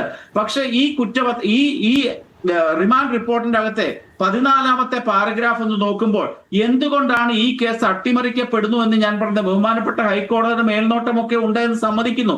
പക്ഷേ ഇതിനകത്തെ 14ാമത്തെ പാരഗ്രാഫിനകത്ത് വളരെ വ്യക്തമായി പറയുന്നുണ്ട് മോഷണം ഉണ്ടെന്ന്. പക്ഷേ ഇതിനകത്ത് ഇട്ടിരിക്കുന്ന വകുപ്പുകൾ അനുസരിച്ച് മോഷണത്തിന്റെ ഒരു ഒഫൻസും ഇല്ല. പക്ഷെ ഇതിനകത്ത് പറഞ്ഞിരിക്കുന്നത് എന്താ? ഞാനൊന്ന് വായിച്ചു കേൾപ്പിക്കാം. സ്വർണം പൂശിയ ശേഷം ബാക്കി വന്ന സ്വർണം കയ്യിലുണ്ടെന്ന് കാണിച്ച് ഇമെയിൽ സന്ദേശം അയച്ചു. 1ാം പ്രതിയും മറ്റു പ്രതികളും സ്വർണം അപഹരിച്ചെടുത്തത് മറച്ചു വെക്കാനുള്ള എന്നുള്ളൊരു വാചകം ഈ റിമാൻഡ് റിപ്പോർട്ടിലുണ്ട്. എന്ന് വെച്ചാൽ അപഹരിച്ചെടുത്തു. പക്ഷെ അപഹരിച്ചെടുത്തതിന്റെ ഒരു ഒഫൻസ് പോലും 14ാമത്തെ പാരഗ്രാഫിലെ ലാസ്റ്റ് 2-3 വരികൾ താങ്കൾ നോക്കുമ്പോൾ കാണാൻ സാധിക്കും. ശബരിമലയിൽ വൻ കൊള്ളയും മോഷണവും നടന്നതിന്റെ ഒഫൻസ് ഇട്ടിട്ടില്ല. ഇത് സാധാരണ മജിസ്ട്രേറ്റ് കോടതി വിസ്തരിക്കത്തക്ക രീതിയിലുള്ള ഒരു കേസ് മാത്രമാണ് രജിസ്റ്റർ ചെയ്തിരിക്കുന്നത്. പക്ഷെ അതുകൊണ്ട് തീരില്ല, ഇതിനകത്തെ വേറൊരു ഒഫൻസ് ഉണ്ട്. അതല്ല അനിൽപിള്ളയെ, കാരണം മോഷ്ടിച്ചത് ഉണ്ണികൃഷ്ണൻ പോറ്റിയാണെങ്കിൽ ആ മോഷണത്തിന് കൂട്ടുനിന്ന് തന്നെ കുറ്റമല്ലേ വരുള്ളൂ ഇവർക്കൊക്കെ. അതെ, ഒരു 10 പേര് ചേർന്ന് ഒരു മോഷണത്തിനെ പറ്റി ആലോചിക്കുകയും ഒരാൾ മോഷ്ടിച്ചാൽ പോലും ബാക്കിയുള്ളവർക്കെതിരെ പക്ഷെ ആ ഗൂഢാലോചന എന്നൊരു കുറ്റത്തിലില്ല. എഫ്ഐആറിലോ ഈ റിമാൻഡ് റിപ്പോർട്ടിലോ ഗൂഢാലോചന ഒരു കുറ്റമായിട്ട് കൂട്ടിയിട്ടില്ല. അപ്പോൾ ഇവർ സംഘം ചേർന്ന് പ്ലാൻ ചെയ്തൊന്നും വരുന്നില്ല ഈ മോഷണത്തിൽ. ആര് പറഞ്ഞു? 120B 34 2 IPC ഒഫൻസ് കൃത്യമായിട്ട് തന്നെ നിർവചനം അനുസരിച്ച് പ്ലാൻ ചെയ്ത് ഗൂഢാലോചന നടത്തി മോഷണം നടത്തി എന്ന് തന്നെയാണ്. ആ ഗൂഢാലോചനയിൽ ദേവസ്വം ബോർഡില്ല റിമാൻഡ് റിപ്പോർട്ട് പ്രകാരം. ആ ഗൂഢാലോചനയിൽ ദേവസ്വം ബോർഡില്ല റിമാൻഡ് റിപ്പോർട്ട് പ്രകാരം. അവർ സഹായിച്ചു എന്നേ ഉള്ളൂ. സഹായിച്ചാൽ മതിയല്ലോ. സഹായിച്ചു കഴിഞ്ഞാൽ മോഷണം തന്നെയാണ്. അതാണ് 120B 34 പറയുന്നത്. അവിടെ നിൽക്കട്ടെ. ഇതിനകത്തെ നാൾവഴികൾ നമ്മൾ പരിശോധിക്കുമ്പോൾ ഇതിനകത്ത് ആരും ചർച്ച ചെയ്യാതെ പോയൊരു വിഷയമുണ്ട്. 2019 ഒഫൻസ് നടന്നിട്ടുണ്ട്, 2025 ഒഫൻസ് നടന്നിട്ടുണ്ട്. 2019 ഒഫൻസ് സമയത്ത് ശബരിമലയിലേക്ക് എല്ലാ വർഷവും അല്ലെ 3 വർഷം കൂടുമ്പോൾ ബഹുമാനപ്പെട്ട ഹൈക്കോടതി ഒരു ജില്ലാ ജഡ്ജി റാങ്കിലുള്ള സ്പെഷ്യൽ കമ്മീഷണറെ നിയമിക്കാറുണ്ട്. 2019 ഇത്ര വ്യാപകമായ രീതിയിൽ കിലോ കണക്കിന് സ്വർണം മോഷ്ടിച്ചു, രേഖകൾ കൃത്രിമമായി ഉണ്ടാക്കി തുടങ്ങിയ കാര്യങ്ങൾ നടത്തിയപ്പോൾ ഈ ശബരിമല സ്പെഷ്യൽ കമ്മീഷണർ എന്തുകൊണ്ട് അത് കണ്ടില്ല, കേട്ടില്ല, എന്തുകൊണ്ട് ഹൈക്കോടതിയിൽ അറിയിച്ചില്ല? ആ ഒരു സാഹചര്യമാണ് 2025 മോഷണം നടത്താൻ ഈ ദേവസ്വം ബോർഡിനെ പ്രേരിപ്പിച്ചതെന്ന് വളരെ കൃത്യമായി മനസ്സിലാക്കാം. 2025 ശബരിമല സ്പെഷ്യൽ കമ്മീഷണർ ആയിട്ടുള്ള ജയകൃഷ്ണൻ എന്ന ജില്ലാ ജഡ്ജി ഇത് കൃത്യമായി കണ്ടുപിടിക്കുകയും കൃത്യമായ സമയത്ത് ഹൈക്കോടതിയെ ധരിപ്പിക്കുകയും ചെയ്തു എന്നുള്ള യാഥാർത്ഥ്യം നിലനിൽക്കുമ്പോൾ എന്തേ 2019 ഹൈക്കോടതി നിയമിച്ച സ്പെഷ്യൽ കമ്മീഷണർ ഭാഗത്തുനിന്ന് വീഴ്ചയുണ്ടായി? അന്നേരം ഇവരൊക്കെ ധരിച്ചത് എന്താണ്? ശ്രീവാസുവും പത്മകുമാറും ഒക്കെ ധരിച്ചത് 2019 മോഷണം ഇപ്പോൾ പ്രശാന്ത് ഉൾപ്പെടെയുള്ള ആൾക്കാർ ധരിച്ചത് 2019 മോഷണം പിടിക്കാതെ വന്ന സാഹചര്യത്തിൽ 2025 പിടിക്കപ്പെടില്ല എന്നുള്ള തോന്നലിന്റെ അടിസ്ഥാനത്തിലാണ്. ആ ഒരു ബലമായിരുന്നു ഈ സംഭവത്തിന്റെ അടിസ്ഥാന കാരണമെന്ന് നമ്മൾ മനസ്സിലാക്കണം. ഇതിനകത്ത് സ്വർണ്ണപ്പാളിയും അല്ലെ കട്ടിളപ്പാളിയും അതുപോലെ തന്നെ ദ്വാരപാലക ശില്പങ്ങളും മാത്രമല്ല മോഷണം പോയിരിക്കുന്നത്. ശബരിമലയുടെ ഏറ്റവും പ്രധാനപ്പെട്ട പ്രഭാമണ്ഡലവും മോഷണം പോയിട്ടുണ്ട്. അത് നമ്മൾ ഒറ്റ മാധ്യമവും ഇതുവരെ ചർച്ച ചെയ്തിട്ടില്ല. താങ്കളുടെ കയ്യിൽ റിമാൻഡ് റിപ്പോർട്ട് ഇരിപ്പുണ്ടെങ്കിൽ ആ 14ാമത്തെ പാരഗ്രാഫിൽ വളരെ കൃത്യമായി പറഞ്ഞിട്ടുണ്ട്. അതിനോട് ചേർന്ന കട്ടിളപ്പാളികളും അതിനോട് ചേർന്ന പ്രഭാമണ്ഡലത്തിലും സ്വർണം ഉണ്ടായിരുന്നു. ആ പ്രഭാമണ്ഡലവും മോഷണം പോയി. ശബരിമലയുടെ പ്രഭയും ശബരിമലയുടെ ശോഭയും കെടുത്തുക എന്നുള്ള ആത്യന്തികമായ ലക്ഷണത്തോടു കൂടി ഉദ്ദേശത്തോടു കൂടിയാണ് ഈ പ്രതികൾ പ്രവർത്തിച്ചെന്ന് കാണാൻ സാധിക്കും. പ്രഭാമണ്ഡലത്തിലെ സ്വർണവും അടിച്ചു മാറ്റി. സ്വർണത്തിന്റെ നിലവിലുള്ള വിലയുടെ അടിസ്ഥാനത്തിൽ നമ്മൾ ഈ കേസിനെ കാണരുത്. ശബരിമലയുമായി ബന്ധപ്പെട്ട വസ്തുക്കളുടെ ആന്റിക് വാല്യൂ ഉണ്ട്. ശബരിമലയുമായി ബന്ധപ്പെട്ട സാധനങ്ങളുടെ ഒരു ഡിവൈൻ വാല്യൂ ഉണ്ട്. ഈ രണ്ട് ഘടകങ്ങളും നമ്മൾ പരിശോധിക്കുമ്പോൾ കോടാനുകോടി രൂപയുടെ ഒരു പുരാവസ്തു തട്ടിപ്പ് ഇതിന്റെ പിന്നിൽ നടന്നിട്ടുണ്ട് എന്നുള്ളത് വളരെ കൃത്യമായി നമുക്ക് കാണാൻ സാധിക്കും. അതാണ് അങ്ങ് പറയുന്നുണ്ടല്ലോ വലിയ വ്യാപകമായ കൊള്ളയാണ്. ഈ പറയുന്ന കട്ടിളയും സ്വർണ്ണപ്പാളിയും മാത്രമാണോ അവിടെ നിന്ന് പോയിട്ടുള്ളത്? അതിനു മുമ്പ് ഈ പറയുന്ന കൊള്ളയൊന്നും നടന്നിട്ടില്ലേ? ശബരിമലയിലെ കൊടിമരത്തിൽ ഒരു വാജി വാഹനം ഉണ്ടായിരുന്നല്ലോ, അത് എവിടെയാണെന്ന് വല്ല പിടിയുണ്ടോ? ഞാൻ പറയാം. ശബരിമലയുമായി ബന്ധപ്പെട്ട് ശബരിമല ഏത് കള്ളന്മാർക്കും ദുഷ്ടന്മാർക്കും മോഷ്ടാക്കൾക്കും സ്വൈരവിഹാരം നടത്താനുള്ള വനത്തിനകത്തുള്ള ഒരു സങ്കേതമാക്കി ദേവസ്വം ബോർഡ് അധപ്പതിപ്പിച്ചിരിക്കുകയാണ്. ശബരിമലയിലെ വാജീവാഹനം എന്ന് പറയുന്നത് ശബരിമല തന്ത്രി കൊണ്ടുപോയിട്ടുണ്ടെങ്കിൽ അത് തെറ്റ് തന്നെയാണെന്നാണ് എന്റെ അഭിപ്രായം. അദ്ദേഹം ഏതെങ്കിലും രേഖയിൽ അത് രേഖപ്പെടുത്തിയിട്ടാണോ കൊണ്ടുപോയിട്ടുള്ളത്? അതിന്റെ വാല്യൂ എന്താണ്? ഇപ്പോൾ അദ്ദേഹം പറയുന്നുണ്ടല്ലോ ഞാൻ എപ്പോ വേണമെങ്കിലും തിരിച്ചു കൊടുക്കാം. പക്ഷേ എന്തേ ദേവസ്വം ബോർഡ് അത് കൈപ്പറ്റാൻ താമസമുണ്ടാക്കുന്നു? കൈവശമുള്ള വാജീവാഹനം ഒറിജിനൽ ആണെന്ന് ഉറപ്പുണ്ടോ? അതെനിക്ക് ഉറപ്പില്ല. എനിക്ക് അതിനെപ്പറ്റി യാതൊരു അഭിപ്രായം പറയാനില്ല. വാജീവാഹനം തന്റെ കൈവശമുണ്ട് എന്ന് കണ്ഠരര് രാജീവര് പറഞ്ഞ സാഹചര്യം പരിശോധിക്കുമ്പോൾ ശബരിമലയിൽ ഇത്തരത്തിലുള്ള കൊള്ളകൾക്കും മോഷണങ്ങൾക്കും ഈ പിടിക്കപ്പെട്ട പ്രതികൾ മാത്രമല്ല തന്ത്രിമാരും മന്ത്രിമാരും എന്റെ അറിവ് ശരിയാണെങ്കിൽ തെറ്റാണെങ്കിൽ അങ്ങേക്ക് തിരുത്താം. എന്റെ അറിവ് ശരിയാണെങ്കിൽ ആ വാജീവാഹനം ഇറിഡിയം കൊണ്ടുണ്ടാക്കിയതാണ്. ഇറിഡിയം ആണെങ്കിൽ അത് ഇന്ത്യ വിട്ടു പോകാൻ പോലും സാധ്യതയുണ്ട്. അപ്പോൾ അത് അടിയന്തരമായിട്ട് പരിശോധിക്കേണ്ടത് അവിടെ പോയത്. അജിംസിന് അതിനെപ്പറ്റി അറിയാൻ വയ്യാത്തതുകൊണ്ടാണ്. അജിംസ് ഈ ഇറിഡിയം എന്ന് പറയുന്ന ലോഹം ഉപയോഗിക്കുന്നു എന്ന് പറയുന്നത് വാജീവാഹനത്തിലല്ല, അത് താഴികക്കുടത്തിലാണ്. വാജീവാഹനം എന്ന് വെച്ചാൽ തടിയിലോ ശില്പത്തിലോ ഉണ്ടാക്കുന്ന ഒരു വാജീവാഹനം, ഒരു കുതിര, വാജി എന്ന് പറഞ്ഞാൽ കുതിരയുടെ രൂപത്തിൽ ഉണ്ടാക്കുന്ന കൊടിമരത്തിന്റെ മുകളിൽ വെക്കുന്ന ഒരു രൂപം മാത്രമാണ്. താഴികക്കുടത്തിലാണ് ഇറിഡിയം ഉള്ളത്. താഴികക്കുടം പോയതായിട്ട് എങ്ങും കേസുകളോ ആരും ഇതുവരെ വാദം ഉന്നയിക്കുകയോ ചെയ്തിട്ടില്ല. ഓക്കെ, അപ്പോൾ എൻ്റെ ചോദ്യം, ഈ 2019 മുതലുള്ള കൊള്ള മാത്രമാണോ നിങ്ങളുടെ പ്രശ്നം? അതിന് മുമ്പും കൊള്ള നടന്നിട്ടുണ്ടാവുമല്ലോ. തീർച്ചയായിട്ടും ശബരിമല എന്ന് പറയുന്ന ക്ഷേത്രം കള്ളന്മാരുടെ ഒരു കറവ പശു തന്നെയാണ്. ശബരിമല ബാക്കി ക്ഷേത്രങ്ങളിൽ നിന്ന് വ്യത്യസ്തമാണ്. പണ്ട് കാലത്ത് ശബരിമല ഒരു മണ്ഡല വ്രതക്കാലമായ 41 ദിവസം മാത്രമാണ് തുറന്നിടുന്നത്. ആ സമയത്തിന് ശേഷം അവിടെ ഉണ്ടാകുന്നത് 4, 5, 10 ഉദ്യോഗസ്ഥർ മാത്രമാണ്. അവർ ആസൂത്രണം ചെയ്യുകയാണെങ്കിൽ ഏത് മോഷണവും നടപ്പാക്കാൻ സാധിക്കും. ബാക്കി നാട്ടിൻപുറത്തെ ക്ഷേത്രങ്ങളിൽ ദൈനംദിനമായ ഭക്തരും അത്തരത്തിലുള്ള ആൾക്കാരും കയറി ഇറങ്ങുന്നത് കൊണ്ട് ഒരു പരിമിതിയും സംഭവങ്ങളും ഒക്കെ ഉണ്ട്. പക്ഷെ ശബരിമല എന്ന് പറയുന്നത് ഈ മോഷ്ടാക്കൾക്ക് വേണ്ടിയുള്ള ഒരു കറവ പശു തന്നെയാണ്. പ്രശാന്ത് എന്ന് പറയുന്ന ആള് ഇതിനകത്തൊരു ദിവ്യമായ പശു ഒന്നുമല്ല. അദ്ദേഹവും മോഷണ കാര്യത്തിൽ ഗംഭീരമായിട്ടുള്ള മിടുക്കൻ തന്നെയാണ്. അദ്ദേഹം UDF-ൽ നിന്നുകൊണ്ട് മോഷണത്തിന്റെയും തട്ടിപ്പിന്റെയും വെട്ടിപ്പിന്റെയും ബിരുദം നേടിയിട്ടുണ്ടെങ്കിൽ കാല് മാറി LDF-ൽ വന്നപ്പോൾ ഈ തട്ടിപ്പിന്റെയും വെട്ടിപ്പിന്റെയും മോഷണത്തിന്റെ PG യുടെ നേടിയിട്ടുണ്ട് എന്ന് നമുക്ക് ഹൈക്കോടതി തയ്യാറാക്കിയ റിപ്പോർട്ടിൽ മനസ്സിലാക്കാൻ സാധിക്കും. ഹൈക്കോടതിയുടെ റിപ്പോർട്ടിൽ നമ്മൾ നോക്കുമ്പോൾ 21/10/2025 ബഹുമാനപ്പെട്ട ഹൈക്കോടതി ദേവസ്വം ബോർഡിന്റെ മിനിറ്റ്സ് ബുക്ക് ഹാജരാക്കാൻ പറഞ്ഞത്. ഈ minutes book special investigation team ഈ ദേവസ്വം ബോർഡിൽ നിന്ന് പിടിച്ചെടുത്ത് ഹൈക്കോടതിയിൽ ഹാജരാക്കിയത് എന്നാണെന്ന് നോക്കണം. 21/10/2025 ഹാജരാക്കി. അത് പരിശോധിക്കുമ്പോൾ 28/7/2025 വരെയുള്ള മിനിറ്റ്സുകൾ മാത്രമേ രേഖപ്പെടുത്തിയിട്ടുള്ളൂ. എന്ന് പറഞ്ഞാൽ 2/9/2025 ഉണ്ണികൃഷ്ണൻ പോറ്റി ഈ വാജീവാഹന ശില്പങ്ങൾ കൊണ്ടുപോകുമ്പോൾ അതിനെപ്പറ്റി യാതൊരു പരാമർശവും ദേവസ്വം ബോർഡിന്റെ മിനിറ്റ്സ് ബുക്കിൽ ഇല്ല എന്ന് പറയുമ്പോൾ പ്രശാന്ത് ഈ കാര്യത്തിൽ നിന്ന് രക്ഷപ്പെടാൻ സാധിക്കില്ല. പ്രശാന്ത് ശുദ്ധനായി അഭിനയിക്കുകയാണ്. പ്രശാന്തിലേക്കും അതിന്റെ മുകളിലുള്ള വ്യക്തികളിലേക്കും ഈ അന്വേഷണം പോകുക. ശ്രീ സമ്പത്ത്, ഇവിടെ ഹൈക്കോടതിയുടെ മേൽനോട്ടത്തിൽ ഈ അന്വേഷണം നടക്കുന്നു എന്നുള്ളതാണ്. ഇത് സുതാര്യവും സ്വതന്ത്രവും നിഷ്പക്ഷവുമായി ഈ അന്വേഷണം നടക്കുമെന്നുള്ള പൊതുജനങ്ങൾക്കുള്ള ഉറപ്പ്. സർക്കാരിൻ്റെ കീഴിൽ അന്വേഷണം നടക്കുകയാണെങ്കിൽ സ്വാഭാവികമായിട്ടും സർക്കാർ നിയമിച്ച ആളുകൾ പ്രതിയായിട്ടൊരു കേസിൽ ആ അന്വേഷണം എത്രമാത്രം നിഷ്പക്ഷമാകുന്നുള്ള സ്വാഭാവികമായ സംശയം ആളുകൾക്ക് ഉയരാം. അവിടെ ഉയരുന്നൊരു പ്രധാനപ്പെട്ട പ്രശ്നം 2019 മുതലല്ല, അതിന് പിന്നിലേക്കും പോകണമെന്ന ആവശ്യം ഉയരുന്നുണ്ട്. ഈ പറയുന്ന കൊടിമരം സ്വർണം പൂശാൻ പുറത്തേക്ക് പോയിട്ടുണ്ട്. അതിലെ വാജിവാഹനം എവിടെയെന്ന് ചോദ്യമുണ്ട്. അങ്ങനെ പല ക്വസ്റ്റ്യൻസും ഉണ്ട്. ഈ ക്വസ്റ്റ്യനൊക്കെ ഇനി മെല്ലെ മെല്ലെ പൊങ്ങി വരും. തെരഞ്ഞെടുപ്പ് വരാൻ പോകുന്നു. അടുത്ത അസംബ്ലി തെരഞ്ഞെടുപ്പിന് മാസങ്ങളുണ്ട്. ഇത് അസംബ്ലി തെരഞ്ഞെടുപ്പിന് മുമ്പ് ഈ അന്വേഷണം തീരുമെന്ന് തോന്നുന്നില്ല.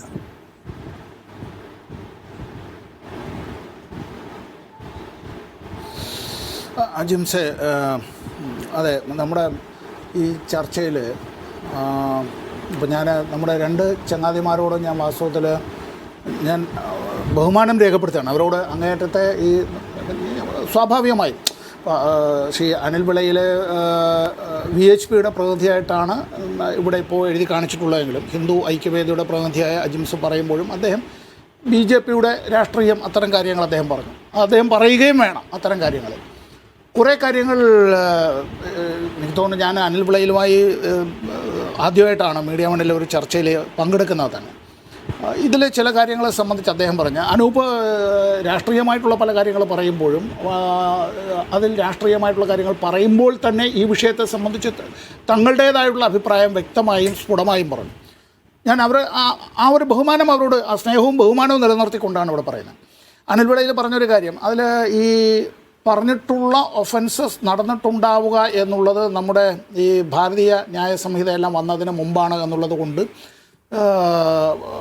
ഈ അഭിഭാഷകരുടെ ഭാഷയിൽ പറഞ്ഞാൽ ഒരു സബ്സ്റ്റാൻറ്റീവ് ലോ എന്നുള്ളത് ഈ if the offences were committed in 2015 അല്ലെങ്കിൽ അങ്ങനെ ആ ഒരു കാലത്തല്ല ഈ 2019 അങ്ങനെയൊക്കെ ഉള്ളൊരു കാലത്താണ് എങ്കിൽ, അതായത് നമ്മുടെ ഇന്ത്യൻ പീനൽ കോഡ് നിലവിലുണ്ടായിരുന്ന സമയം ഇപ്പോൾ ഭാരതീയ ന്യായ സംഹിത വരുന്നതിന് മുമ്പുള്ളതാണ് എങ്കിൽ അദ്ദേഹം സൂചിപ്പിച്ചതുപോലെ തന്നെ ആ സബ്സ്റ്റാൻറ്റീവ് ലോ അനുസരിച്ച് തന്നെ ഈ കാര്യങ്ങളിൽ അതിൻ്റെ FIR-ഓ അല്ലെങ്കിൽ കുറ്റപത്രമോ അതുമായി ബന്ധപ്പെട്ടുള്ള കാര്യങ്ങൾ, പിന്നെ തുടർന്ന് റിമാൻഡ് റിപ്പോർട്ടെല്ലാം വരും.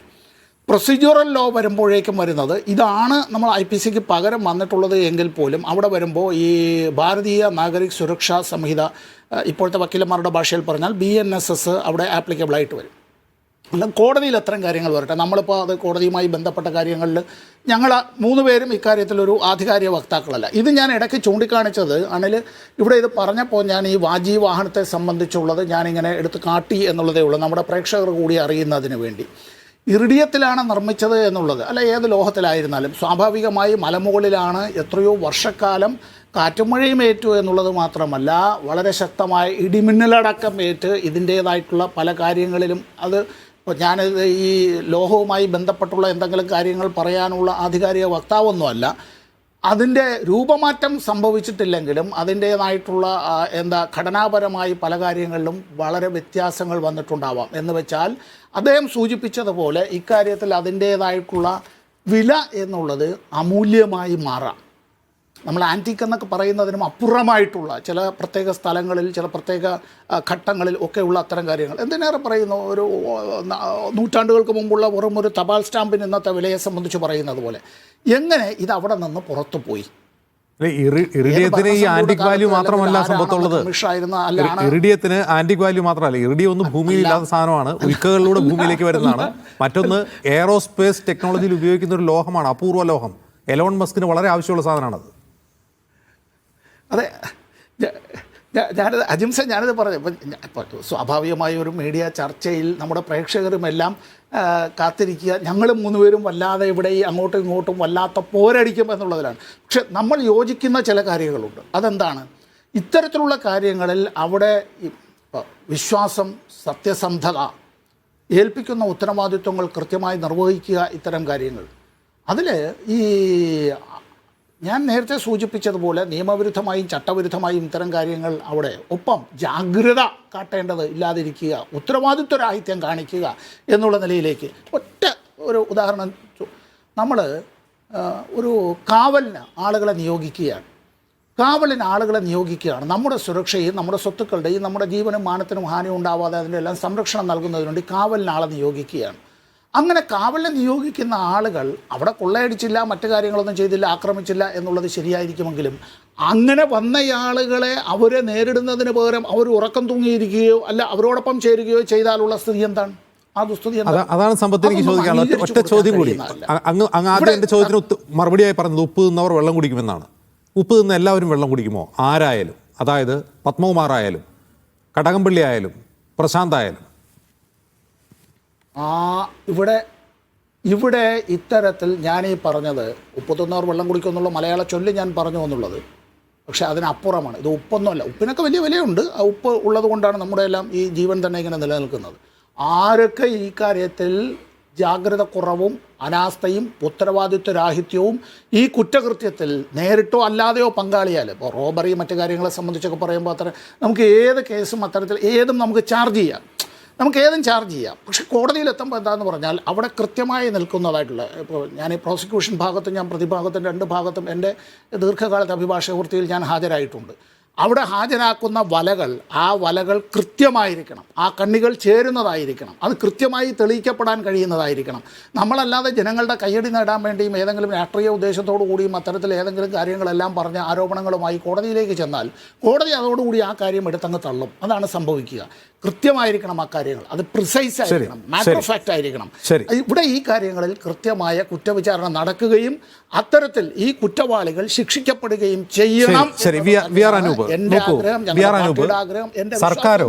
സർക്കാരോ പാർട്ടിയോ ഇവിടെ സമ്പത്ത് പറഞ്ഞ ക്ലാരിറ്റിയോടെ ഈ കാര്യത്തിൽ ഒരു വിശദീകരണം നൽകിയിട്ടില്ല. സമ്പത്ത് പറയുന്ന ആരായാലും ഉപ്പ് തിന്നവർ വെള്ളം കുടിക്കും. ആ കാര്യത്തിൽ അദ്ദേഹത്തിന് ആത്മവിശ്വാസമുണ്ട്. അത് പോരെ? എന്നോടല്ലേ ചോദ്യം? അതെ അനൂപ്. എന്നോടല്ല ജിംസ ചോദ്യം? അതെ അനൂപ്. അതെ, ഇതിനകത്ത് സമ്പത്ത് സാറിന് അദ്ദേഹത്തിനത് പറയാൻ കഴിയും. അദ്ദേഹത്തിൻ്റെ സത്യസന്ധതയോട് അദ്ദേഹത്തിന് പറയാൻ കഴിയും.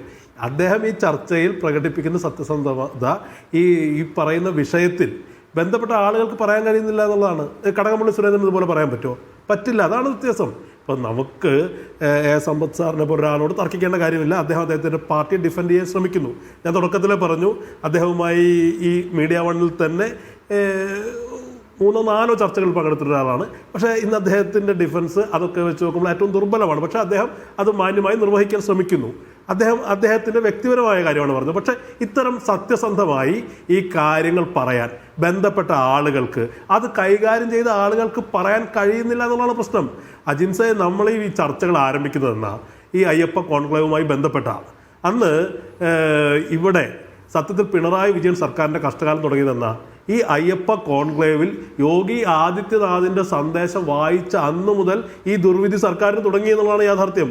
ഈ വാവര് സ്വാമി സമേതനായി പുണ്യപൂങ്കാവനത്തിലിരിക്കുന്ന ശ്രീ ധർമ്മശാസ്താവിൻ്റെ ആ പരിസരത്തെ ഇപ്പോഴും മുസ്ലിം വീടുകൾ ബുൾഡോസ് ചെയ്യണമെന്ന് പറയുന്ന യോഗി ആദിത്യനാഥിനെ കൊണ്ടുവന്ന് മലിനമാക്കിയ സർക്കാരാണ്. തുടക്കം മുതൽ ഇതിലൊരു സംഘപരിവാറുമായുള്ള ഒരു അന്തർധാരയുടെ അടിയൊഴുക്കുണ്ട് അജിംസെ. ഞാൻ ഈ അയ്യപ്പ ശബരിമല സന്നിധാനത്തെ ഈ സ്വർണ്ണക്കൊള്ളയോടൊപ്പം തന്നെ ഏറ്റവും ഗൗരവതരമായി കാണുന്നതാ ഇതിന് നമ്മൾ കൊടുക്കേണ്ടി വരുന്നൊരു വിലയുണ്ട്. ഇപ്പോൾ ഇന്ന് തിരുവനന്തപുരത്ത് തന്നെ ചെമ്പഴന്തി ലോക്കൽ കമ്മിറ്റി അംഗം BJP ബന്ധം CPM-ന്റെ സമീപകാല ചരിത്രത്തിൽ നമ്മൾ കേട്ടിട്ടുണ്ടോ? ഇത് ആരോപിച്ചുകൊണ്ട് അതിനെതിരെ രംഗത്ത് വന്നിരിക്കുക. ഇവിടെ കൃത്യമായി ഇത്തരം രംഗങ്ങളിൽ ഒരു CPM-ഉം BJP-യുമായുള്ള ഒരു അൺഹോളി നെക്സസ് പ്രവർത്തിക്കുന്നുണ്ടോ എന്നുള്ള ആശങ്ക ആളുകൾക്കുണ്ട്. ഇതിലും സംഭവിച്ചുകൊണ്ടിരിക്കുന്ന അത്തരം കാര്യങ്ങൾ നമ്മൾ ഗൗരവകരമായി കാണേണ്ടതുണ്ട്. ഒരു വശത്ത് നേരത്തെ പറഞ്ഞ ഇവിടെ സൗത്ത് ഇന്ത്യയിൽ തന്നെ ഏറ്റവും പ്രധാനപ്പെട്ട ക്ഷേത്രത്തിൽ കൊള്ള നടക്കുന്നു.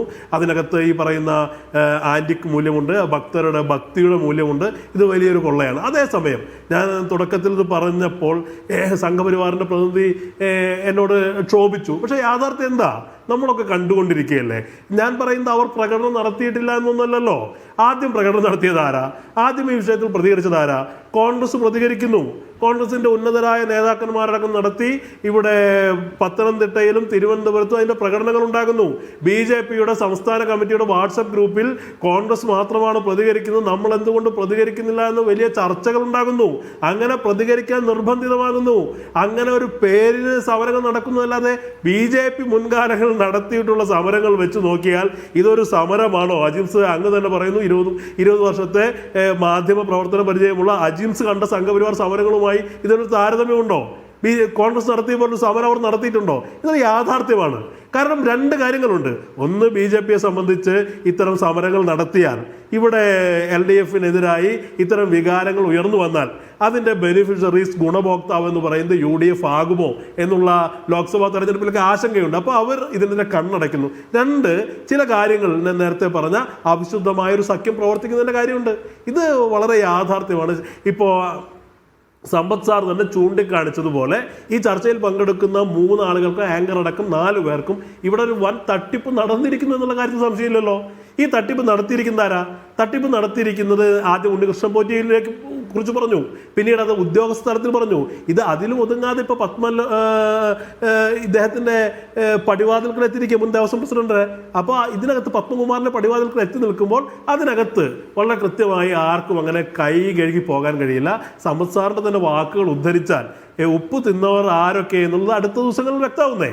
ഈ അമ്പു കൊള്ളാത്തവർ ആരുമില്ല കുരുക്കളിൽ എന്ന് പറഞ്ഞ പോലെ ഇത് വളരെ കൃത്യമാണ്.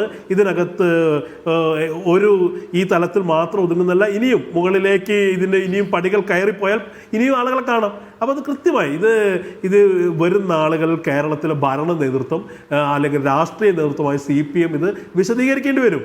ഇത് കേവലം അയ്യപ്പ കോൺക്ലേവുമായി ബന്ധപ്പെട്ട് ഉയർന്നു വന്ന പ്രധാനപ്പെട്ട പ്രശ്നം എന്താ? അദ്ദേഹം ഇവിടെ മുഖ്യമന്ത്രിയുടെ ജനസമ്പർക്ക യാത്രയുമായി ബന്ധപ്പെട്ട് പൗരപ്രമുഖർ അദ്ദേഹം കണ്ടു. പൗരപ്രമുഖർ എന്ന് പറയുന്ന ഒരു പദം, ഒരു കോയിനേജ് ആദ്യമായി ഉയർന്നത് പിണറായി വിജയന്റെ സംഭാവനയല്ലേ? ഒരു പൗരൻ എന്ന് നമ്മൾ കേട്ടിട്ടുണ്ട്. നമ്മളൊക്കെ നിയമം പഠിച്ച ആളുകളാണ്, ഭരണഘടന പഠിച്ച ആളുകളാണ്. ഈ പൗരപ്രമുഖനെ കേരളത്തിലൊരു അതിനൊരു പദവ്യാപ്തി കൊടുത്തത് പിണറായി വിജയനാണ്. അതുപോലെ ഈ അയ്യപ്പ കോൺക്ലേവ് ഉണ്ടായപ്പോൾ ഭക്തപ്രമുഖരുണ്ടായി. ഈ പറയുന്ന സ്വന്തം അധ്വാനത്തിന്റെ ഭാഗമായി കൂലിവേലയെടുത്ത പണം കാണിക്ക ഇടുന്ന ഭക്തരിൽ നിന്ന് കോടീശ്വരന്മാരായ ഭക്ത പ്രമുഖരെ സെലക്ട് ചെയ്ത് അയ്യപ്പ കോൺക്ലേവിലേക്ക് കൊണ്ടുവന്നു. കുറെ കാലമായി ഇവർ തുടർന്നു വരുന്ന ഭക്ത പ്രമുഖരുമായിട്ടുള്ള ഇടപാടുകളാണ് അനിവാര്യമായി കൊള്ളയിലേക്ക് നയിച്ചത്. ഇവിടെ നമുക്ക് പറയാനുള്ളത് എന്താ? പൗരൻ മതി, പൗരപ്രമുഖൻ വേണ്ട, ഭക്തൻ മതി, ഭക്തപ്രമുഖൻ വേണ്ട എന്ന് കേരളീയ പൊതുസമൂഹം പറയേണ്ട സന്ദർഭമാണ് അജിംസേത്. ഈ പൗരപ്രമുഖരെയും ഭക്തപ്രമുഖരെയും കേരളത്തിന് സംഭാവന ചെയ്തു എന്നുള്ളതാണ് പിണറായി വിജയന്റെ ഏറ്റവും വലിയ ഈ പറയുന്ന 10 വർഷത്തെ തുടർഭരണത്തിന്റെ ഏറ്റവും വലിയ കെടുതി എന്ന് പറയുന്നത്. കേരളത്തിൽ ഇതുവരെ പൗരനെ ഉണ്ടായിരുന്നുള്ളൂ, പിണറായി വിജയൻ കയറുന്നതിന് മുമ്പ് പൗരപ്രമുഖനായി. ഇതുവരെ ഭക്തരെ ഉണ്ടായിരുന്നുള്ളൂ, ഭക്തപ്രമുഖനായി.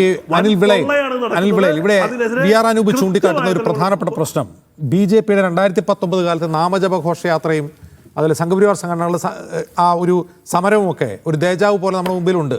ഓക്കെ, പക്ഷേ ഒരു ചോദ്യം, ഇവിടെ വളരെ പ്രധാനപ്പെട്ട 2 സമുദായ സംഘടനകൾ SNDP-യും NSS-ഉം സർക്കാരിനൊപ്പമാണ്. അവർ ശബ്ദിക്കുന്നില്ല. അവർക്ക് സ്വർണ്ണക്കൊള്ളയെക്കുറിച്ച് ഒരു ആശങ്കയുമില്ല. അവരുടെ പിന്തുണയില്ലായ്മയാണോ സംഘപരിവാർ പ്രക്ഷോഭത്തിൻ്റെ ശോഭ കെടുത്തുന്നതും ദുർബലപ്പെടുത്തുന്നതും? അല്ല, പ്രമുഖ ഹൈന്ദവ സംഘടനകൾ പ്രതികരിച്ചിട്ടില്ല എന്ന് പറയുന്നത് ശരിയല്ല. SNDP യോഗത്തിന്റെ ആരാധനായ ജനറൽ സെക്രട്ടറി വളരെ ശക്തമായ ഭാഷയിൽ തന്നെ ശബരിമലയിൽ നടന്ന മോഷണത്തിനെ പറ്റിയും കൊള്ളയെ പറ്റിയും പരാമർശിക്കുകയുണ്ടായി. പറഞ്ഞു. ഉടൻ തന്നെ പ്രസിഡന്റിനെ മാറ്റി പുതിയ അവരാവശ്യപ്പെട്ടതുപോലെ IAS-കാരനായ മുൻ IAS-കാരനെ പിടിച്ച് ദേവസ്വം അധ്യക്ഷനാക്കി. അതെ, അദ്ദേഹം പ്രതികരിച്ചു. ശബരിമലയിലും മുച്ചൂടും മോഷണമാണ് എന്നുള്ള വസ്തുത ശ്രീ വെള്ളാപ്പള്ളി നടേശൻ പറയുകയുണ്ടായി. സമാന സ്വഭാവത്തിലുള്ള പ്രസ്താവന NSSന്റെ ജനറൽ സെക്രട്ടറി നടത്തിയെന്നാണ് ഞാൻ കരുതുന്നത്. താങ്കൾ ചോദിച്ചതിന് BJPയുടെ സമരപരിപാടികളെ പറ്റി ഉത്തരം പറയാൻ ഞാൻ ബാധ്യസ്ഥനല്ല. കാരണം BJP രാഷ്ട്രീയ പ്രസ്ഥാനമാണ്. ഞാൻ BJPയുടെ വക്താവോ BJPയുടെ അംഗമോ അല്ലാത്ത കാരണത്താൽ അതിനെപ്പറ്റി എനിക്ക് പറയാൻ സാധിക്കില്ല. പക്ഷേ ഈ കേരളത്തിലെ സാധാരണ അരിയാഹാരം കഴിക്കുന്ന ആരോട് ചോദിച്ചാലും മനസ്സിലാക്കുന്ന ഒരു വസ്തുതയുണ്ട്. VR അനൂപ് ഒഴിച്ച് എല്ലാവർക്കും മനസ്സിലാകും. ഈ സമരരംഗത്ത് ഇറങ്ങിയിട്ടുള്ള ഏറ്റവും പൊതുസമൂഹം ശ്രദ്ധിക്കത്തക്ക രീതിയിലുള്ള സമരപരിപാടികൾ ഏറ്റെടുത്ത് നടത്തിയിട്ടുള്ളത് കേരളത്തിലെ സംഘപരിവാർ പ്രസ്ഥാനങ്ങൾ തന്നെയാണ്. നമ്മളിപ്പോ ശബരിമലയിൽ മോഷണം നടന്നു എന്നുള്ള വസ്തുത എല്ലാവരും അംഗീകരിച്ചു കഴിഞ്ഞു. താങ്കൾ നേരത്തെ ഹജിംസ് നേരത്തെ ചോദിച്ചൊരു ചോദ്യമുണ്ട്. 2019 മുമ്പും മോഷണം നടന്നിട്ടില്ലേ? ഉണ്ട്. ആരാധ്യനായ മന്നത്ത് പത്മനാഭന്റെ ആദ്യ ദേവസ്വം ബോർഡിന്റെ ആ 1-2 പ്രമുഖ വ്യക്തിത്വങ്ങളുടെ കാലഘട്ടം ഒഴിച്ച് നാളിതുവരെ തിരുവിതാംകൂർ ദേവസ്വം ബോർഡ് ഭരിച്ചിട്ടുള്ളത് കേരളത്തിലെ മാറി മാറി വന്നിട്ടുള്ള ഇടതു മുന്നണിയും വലതു മുന്നണിയും തന്നെയാണല്ലോ. താങ്കൾ സൂചിപ്പിച്ചതും ഇപ്പോൾ നമ്മൾ ചർച്ച ചെയ്യുന്നതുമായിട്ടുള്ള എല്ലാ കൊള്ളകളും കള്ളത്തരങ്ങളും നടന്നിട്ടുള്ളത് ഈ 2 മുന്നണിയുടെയും വക്താക്കളായ ദേവസ്വം ബോർഡ് അംഗങ്ങൾ ഭരിക്കുന്ന കാലത്തായിരുന്നല്ലോ. അങ്ങനെ വരുമ്പോൾ മോഷണത്തിന്റെ കാര്യത്തിൽ അനിയൻ ബാവ ആരാണ്, ചേട്ടൻ ബാവ ആരാണ് എന്നൊറ്റ സംശയം മാത്രമേ പൊതുസമൂഹത്തിനുള്ളൂ. ശ്രീ VR അനൂപ് ഇല്ല ഒരു ഉത്തരം പറയാൻ ഒക്കാത്തത് കൊണ്ടാണ് അദ്ദേഹം എന്താ പറയുന്നത്? അന്തർധാര സജീവമാണ്, അന്തർധാര സജീവമാണ്. എന്ത് അന്തർധാരയാണുള്ളത്? കേരളത്തിലെ വിശ്വാസ സമൂഹത്തിനെ സംബന്ധിച്ചിടത്തോളം ഒരൊറ്റ അന്തർധാര മാത്രമേ ഉള്ളൂ. ശബരിമലയിലെ മോഷണം നടന്നിട്ടുണ്ട് എങ്കിൽ ആ മോഷണത്തിലെ പ്രതികളായിട്ടുള്ള കള്ളന്മാരെയും കൊള്ളക്കാരെയും ഈ സമൂഹത്തിലെ പൊതുമധ്യത്തിൽ എത്തിക്കുകയും അവരെ വിചാരണ ചെയ്യുകയും അവരെ ശിക്ഷിക്കുകയും ചെയ്യണമെന്ന് തന്നെയാണ് എല്ലാവരുടെയും ആഗ്രഹം. എനിക്ക് തോന്നുന്നു ഞാൻ നേരത്തെ പറഞ്ഞപ്പോൾ എന്തോ ഓഡിയോയുടെ പ്രശ്നം കാരണം ഒരു കാര്യം എനിക്ക് പൂർത്തിയാക്കാൻ സാധിച്ചില്ല. ആ സമയത്തേക്ക് പരസ്യം കയറി വന്നു. നമ്മൾ ശ്രദ്ധിക്കേണ്ടത് ഈ കേസ് ഉണ്ടായ ഘട്ടത്തിൽ പത്മകുമാർ എന്ന് പറയുന്നത് ഞാൻ മനസ്സിലാക്കിയെടുത്തോളം അദ്ദേഹം സംസ്ഥാന സമിതി അംഗമാണെന്ന് തോന്നുന്നു, CPM-ന്റെ. അതോ ജില്ലാ കമ്മിറ്റി അംഗമാണോ എന്ന് എനിക്ക് ഓർമ്മയില്ല. ഞാൻ മനസ്സിലാക്കിയെടുത്തോളം സംസ്ഥാന സമിതി അംഗമാണ്. ഈ കേസിന്റെ തുടക്കത്തിൽ തന്നെ ശ്രീ വാസു പറഞ്ഞൊരു കാര്യവും ശ്രീ പത്മകുമാർ പറഞ്ഞൊരു കാര്യവും നമ്മൾ ശ്രദ്ധിക്കണം. പത്മകുമാർ എന്താണ് പറഞ്ഞത്? ഞാൻ ദൈവം പോലെ കരുതിയിരുന്ന ചിലർ എന്നെ പറ്റിച്ചു, അല്ലെങ്കിൽ എനിക്ക് പണി തന്നു എന്നാണ് അദ്ദേഹം പറഞ്ഞത്. അദ്ദേഹം ഒരു ജില്ലാ കമ്മിറ്റി അംഗമോ സംസ്ഥാന സമിതിയോ അംഗമാണ് എങ്കിൽ അദ്ദേഹം ദൈവമായി കരുതുന്ന, അദ്ദേഹം ഒരു വിശ്വാസിയാണെന്ന് കരുതിക്കോളൂ. ദൈവമായി അദ്ദേഹം കരുതുന്ന അദ്ദേഹത്തിനേക്കാൾ മുകളിൽ റാങ്ക് ഉള്ള പ്രോട്ടോകോൾ അനുസരിച്ച് അദ്ദേഹത്തിനേക്കാൾ മുകളിൽ നിൽക്കുന്ന ആളായിരിക്കുമല്ലോ ആ ദൈവമായിട്ട് തുല്യമായിട്ട് അദ്ദേഹം കരുതുന്നത്. അത് ആരിലേക്ക് എത്തും? CPM-ന്റെ സംസ്ഥാന പോളിറ്റ് ബ്യൂറോ അല്ലെ കേന്ദ്ര പോളിറ്റ് ബ്യൂറോ അംഗങ്ങളോ സംസ്ഥാന കമ്മിറ്റിയോ അംഗങ്ങളോ ഒക്കെ തന്നെയാണ് എനിക്ക് പണി തന്നിരിക്കുന്നതെന്നാണ് ബഹുമാനപ്പെട്ട പത്മകുമാർ പറഞ്ഞിരിക്കുന്നത്. അതുകൊണ്ട് വാസുവിന് ശേഷം ഈ അന്വേഷണം കൃത്യമായി പത്മകുമാറിലേക്ക് എത്തും. പത്മകുമാറിലേക്ക് എത്തുകയാണെങ്കിൽ പത്മകുമാറിനെ 2 ദിവസം കൃത്യമായ ഒരു അന്വേഷണം നടത്തുകയാണെങ്കിൽ, ചോദ്യം ചെയ്യുകയാണെങ്കിൽ പത്മകുമാർ ആ ദൈവങ്ങളെ പറ്റി പറയുമെന്നുള്ളത് തീർച്ചയാണ്. ശ്രീ വാസു ഒരു പഠിച്ച കള്ളനാണ്. താങ്കളുടെ ഇരിക്കുന്ന റിമാൻഡ് റിപ്പോർട്ട് ഒന്ന് പരിശോധിച്ചാൽ ആകെ ഈ കേസുമായി ബന്ധപ്പെട്ട് 2 വീടുകളിൽ മാത്രമാണ് അന്വേഷണം നടത്തിയിട്ടുള്ളത്. എവിടെയൊക്കെ? ഉണ്ണികൃഷ്ണൻ പോറ്റിയുടെ വീട്ടിലും 6ാം പ്രതിയായിട്ടുള്ള മുരാരി ബാബുവിന്റെ വീട്ടിലും മാത്രമാണ് നാളിതുവരെ, അല്ല ചിലപ്പോൾ സുധീഷ് കുമാറിന്റെ വീട്ടിലും കാണും, ഈ വീടുകളിൽ മാത്രമാണ് നാളിതുവരെ റെയ്ഡ് നടന്നിട്ടുള്ളത്. ശ്രീ വാസു എന്ന് പറയുന്നത് നിയമം കൂടി പഠിച്ചൊരു കള്ളനാണ്. ജുഡീഷ്യൽ സർവീസിൽ, ക്വാസി ജുഡീഷ്യൽ സർവീസിൽ ഇരുന്നിട്ടുള്ള വിജിലൻസ് ട്രൈബ്യൂണലായി പ്രവർത്തിച്ച് നിലവിൽ പ്രാക്ടീസ് ചെയ്യുന്ന ഒരു അഭിഭാഷകനാണ്. എല്ലാ കള്ളത്തരങ്ങളും എല്ലാ കൊള്ളകളും അറിയാവുന്ന അദ്ദേഹത്തിന് എല്ലാ തെളിവുകളും നശിപ്പിക്കാനുള്ള കഴിവും പ്രാപ്തിയുമുണ്ട്. അദ്ദേഹം ഇത്രയും 2 മാസക്കാലത്തിനുള്ളിൽ ഈ കേസുമായി ബന്ധപ്പെട്ട സർവ്വ രേഖകളും നശിപ്പിച്ചു കാണും. സർവ്വ വേലകളും അദ്ദേഹം ഇതിനകത്ത് അവലംബിച്ചിട്ടുണ്ട്. അദ്ദേഹം ശുദ്ധനായ ഒരു മനുഷ്യനൊന്നുമല്ല. അദ്ദേഹം പറഞ്ഞ ഒരു കാര്യമുണ്ട്, ഞാൻ കമ്മീഷണർ സ്ഥാനം ഒഴിഞ്ഞ് മാർച്ചിൽ ഞാൻ ഒഴിഞ്ഞു, അതിനുശേഷം നവംബറിലാണ് ഞാൻ പ്രസിഡന്റായി വന്നത്, അതിന്റെ ഇടയ്ക്കുള്ള സമയത്ത് ഞാൻ ഇതൊന്നും ചെയ്തിട്ടില്ല, ഞാൻ അയ്യോ പാവമാണ് എന്ന് അദ്ദേഹം കൈകൂപ്പി താങ്കളുടെ മാധ്യമം ഉൾപ്പെടെയുള്ള പറഞ്ഞല്ലോ. നമ്മുടെ നാട്ടിൽ പ്രത്യേക മോഷണമുണ്ട്. എന്താണെന്നറിയാവോ? യഥാർത്ഥ കാമുകനെ കെട്ടാതെ വീട്ടുകാരുടെ നിർബന്ധം മൂലം ഒരു പുരുഷനെ കല്യാണം കഴിക്കാൻ ഇടവന്നിട്ടുള്ള സ്ത്രീകളൊക്കെ ചില സമയത്ത് ഈ കാമുകനെ സഹായിക്കാൻ വേണ്ടി വീട് തുറന്നിട്ട് കൊടുത്തിട്ട് ഞാനൊന്നും അറിഞ്ഞില്ലേ എന്ന രീതിയിൽ പുറത്തു നിൽക്കുകയും ആ സമയത്ത് ഈ കാമുകൻ കയറിയുള്ള സ്വർണം മോഷ്ടിച്ചുകൊണ്ട് പോകുന്ന ഒരു പരിപാടിയുണ്ട്. ചില കേഷണങ്ങൾ അങ്ങനെ ഉണ്ട്. അതേ സമാന സാഹചര്യമാണ്. കമ്മീഷണറായിരുന്ന കാലത്ത് എല്ലാ വേലകളും ഉണ്ടാക്കി കൊടുത്തതിന് ശേഷം 5-6 മാസത്തേക്ക് അദ്ദേഹം ഒന്ന് മാറി നിന്ന് കൊടുത്തു. വീണ്ടും അദ്ദേഹം വന്നപ്പോഴേക്കും എല്ലാ മോഷണങ്ങളും പൂർത്തിയാക്കി കഴിഞ്ഞു. തന്ത്രശാലിയാണ്. ആ റിമാൻഡ് റിപ്പോർട്ടിനകത്ത് പറയുന്നത് എന്താണ്? ദേവസ്വത്തിൽ ഇത്രമാത്രം സ്വാധീനമുള്ള, ഇന്ന് കേരളത്തിൽ ജീവിച്ചിരിക്കുന്നതിൽ ദേവസ്വം ബോർഡിലും ഈ സംസ്ഥാനത്തെ പിണറായി സർക്കാരിലും ഇത്രമാത്രം ആധിപത്യമുള്ള കൺട്രോൾ ഉള്ള ഒരു ഒറ്റ വ്യക്തിയേ ഉള്ളൂ, അത് വാസുവാണ്. ആ വാസുവിനെ ഈ റിമാൻഡ് റിപ്പോർട്ട് അനുസരിച്ച് ജാമ്യത്തിൽ വിടുകയാണ് എന്നുണ്ടെങ്കിൽ, ഈ റിമാൻഡ് റിപ്പോർട്ടിന് വിരുദ്ധമായി ജാമ്യത്തിൽ വിടുകയാണെങ്കിൽ സർവ്വ രേഖകളും നശിപ്പിക്കുമെന്നും ജീവനക്കാരെ ഭീഷണിപ്പെടുത്തുമെന്നും ഇതിനകത്ത് എഴുതി വെച്ചിട്ടുണ്ട്. അത്രമാത്രം പ്രബലനായിട്ടുള്ള ഒരു കള്ളനാണ് അദ്ദേഹം. അദ്ദേഹത്തിനെ ഈ കേസിനകത്തെ കൃത്യമായ രീതിയിൽ ശാസ്ത്രീയമായ അന്വേഷണം നടത്തിക്കൊണ്ട് റെയ്ഡുകൾ നടത്താതെ വന്നുകൊണ്ട് ഈ കേസിന്റെ അന്വേഷണത്തിന് ചില പോരായ്മകളുണ്ട്. മോഷണത്തിന്റെ ഒഫൻസ് ഇട്ടിട്ടില്ല. ഈ കേസ് ശ്രീ സമ്പത്ത് സാർ സൂചിപ്പിക്കുകയുണ്ടായി. ഈ കേസ് ഉണ്ടായ കാലത്ത് ഭാരതീയ ന്യായ സംഹിത അല്ല, ഈ കാലത്ത് IPC ആയിരുന്നു. IPCയുടെ റിലവന്റ് ആയിട്ടുള്ള മോഷണത്തിന്റെയോ കൊള്ളയുടെയോ ഒരൊറ്റ സെക്ഷൻ പോലും ഇടാതെ ഇതിനകത്ത് പഴുതുണ്ടാക്കിയിട്ട് അവസാനം പറഞ്ഞിട്ടുണ്ട് ഇവര് മോഷ്ടിച്ചിട്ടുണ്ട് എന്ന്. എന്തുകൊണ്ട് മോഷ്ടിച്ചിട്ടുണ്ട് എന്ന് മനസ്സിലാക്കിയിട്ടുണ്ടെങ്കിൽ എന്തുകൊണ്ട് ഈ FIR-നകത്ത് മോഷണത്തിന്റെ IPC കോടതി തന്നെ പരിശോധിക്കുമല്ലോ. കോടതിയുടെ മേൽനോട്ടത്തിൽ നടക്കുന്ന ഒരു അന്വേഷണമല്ലേ, തീർച്ചയായിട്ടും ഹൈക്കോടതി അത് പരിശോധിക്കുമല്ലോ. ഇടക്കാല റിപ്പോർട്ടുകൾ എന്തോ കോടതിയുടെ മേൽനോട്ടത്തിലല്ലേ അന്വേഷണം നടക്കുന്നത്. അങ്ങനെ എന്തെങ്കിലും പാകപ്പെടുകയാണെങ്കിൽ കോടതി തിരുത്തും. ആണെങ്കിലും ഈ കോടതിയൊക്കെ തിരക്ക് പിടിച്ച സംവിധാനമാണ്. അവർക്ക് നമ്മളൊക്കെ ഇത് വായിച്ച് സൂക്ഷ്മമായി നോക്കുന്ന പോലെ എല്ലാ കാര്യങ്ങളും ശ്രദ്ധിക്കണമെന്നൊന്നുമില്ല. അതുകൊണ്ട് പറഞ്ഞതാണ്, ഹൈക്കോടതിയെ പോലും കണ്ണു മൂടി കെട്ടിക്കാൻ കഴിവും പ്രാപ്തിയും ഈ വാസുവിന്റെ കൂട്ടുള്ള മഹാ ഫ്രോഡുകൾക്കുണ്ട് എന്നുള്ളത് യാഥാർത്ഥ്യമാണ്. നമുക്ക് അതിനെ തള്ളിക്കളയാൻ സാധിക്കത്തില്ല. അതുപോലെ സമ്പത്ത് സാറിനോട് എനിക്കൊരു മറുപടി പറയാനുണ്ട്. അദ്ദേഹത്തിന് വാജീവാഹനം എന്താ, താഴിയക്കുടം എന്താ, കൊടിമരം എന്താണെന്നൊന്നും അറിയില്ല. അദ്ദേഹത്തിന് ഏതായാലും ദേവസ്വം ബോർഡ് പ്രസിഡന്റായിട്ട് സർക്കാർ നിയമിക്കാതിരുന്ന ഒരു നല്ല കാര്യമാണ്. ഒറ്റ കാര്യം ചോദിക്കട്ടെ, കിലോ കണക്കിന് സ്വർണ്ണമാണ് ശബരിമലയിൽ നിന്ന് അടിച്ചുകൊണ്ട് പോയാൽ അത് മറച്ചു വിറ്റ് കാശുണ്ടായി കാണും.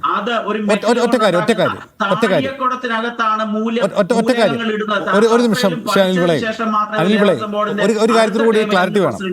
അനിൽ വിളെ കേൾക്കുന്നുണ്ടെങ്കിൽ, ഈ പറയുന്ന കിലോ കണക്കിന് സ്വർണ്ണം അടിച്ചുകൊണ്ടുപോയി അത് വിറ്റ് കാശാക്കിയിട്ടുണ്ടാവും. എൻഫോഴ്സ്മെന്റ് ഡയറക്ടറേറ്റിന് ഇതിലെന്താ ഒരു താല്പര്യമില്ലാത്തത്? കള്ളപ്പണം വിളിപ്പിച്ചിട്ടുണ്ടാവില്ല സ്വാഭാവികമായിട്ടും, മോഷ്ടിച്ച മുതലല്ലേ? എന്നോടാണോ? അതെ, ഒരു കേന്ദ്ര ഏജൻസി അന്വേഷിക്കുന്നത് അങ്ങനെയാണെങ്കിൽ ഞാൻ ബഹുമാനപ്പെട്ട കേരള ഹൈക്കോടതിയിൽ ഞാൻ എന്റെ സംഘടനയെ പ്രതികരിച്ചുകൊണ്ട് ഒരു OP കൊടുത്തിട്ടുണ്ട്. ആ OPയിൽ ഞാൻ കൃത്യമായി ആവശ്യപ്പെട്ടിട്ടുണ്ട് ഇതിന്റെ അന്വേഷണം ആ തലങ്ങളിലേക്ക് മാറ്റാൻ ബഹുമാനപ്പെട്ട ഹൈക്കോടതി ഉത്തരവിടണമെന്ന്. ഇതിനകത്ത് വേറൊരു കാര്യം കൂടുണ്ട്. അഴിമതി എന്നാൽ മാത്രമേ ഞാൻ വിചാരിച്ച ഒരു സ്വമേധയാ കേസെടുക്കുകയും ചാടിപ്പുറപ്പെടുകയും നമ്മൾ തൃശ്ശൂരാ കണ്ടതുപോലെ പെട്ടെന്ന് വരുന്ന ഒരു ഏജൻസിയാണെന്ന് ഞാൻ കരുതി. അന്വേഷിക്കുക തന്നെ വേണം. എൻഫോഴ്സ്മെന്റ് ഇത് കള്ളപ്പണമുണ്ട്, അന്താരാഷ്ട്ര തലത്തിൽ ഇതിന്റെ തട്ടിപ്പുള്ളത് കൊണ്ട് തന്നെയാണ് ഞങ്ങൾ ഒരു കാര്യം കൂടെ പറയുന്നു, കേരള പോലീസിന് ഇത് അന്വേഷിക്കാൻ സാധിക്കില്ല.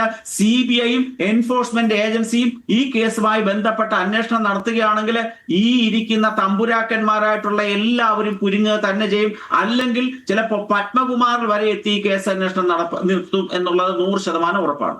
ശരിയാണ്. നന്ദി ശ്രീ അനിൽ വിളയിൽ, ശ്രീ സമ്പത്ത്, ശ്രീ VR അനൂപ്, ഇത്രയും സംസാരിച്ചതിന് വേണ്ടി.